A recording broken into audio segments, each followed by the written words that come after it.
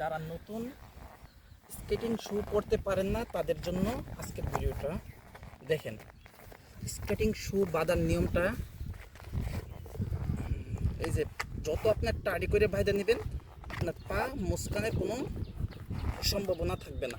আগে লেজগুলো বাইধে নেবেন আপনারা।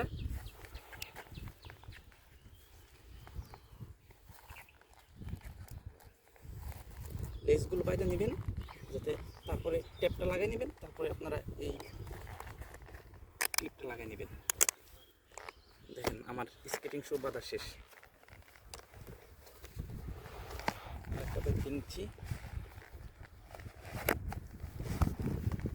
প্রথমে আপনারা এই যে লেসগুলো বাইধা নেবেন। খেয়াল রাখবেন লেসগুলো যাতে আপনার টাড়ি হয়, তাহলে আপনার পা পরে গেলে মুচকাবে না এবং আপনার পায়ের ব্যালেন্স ভালো থাকবে।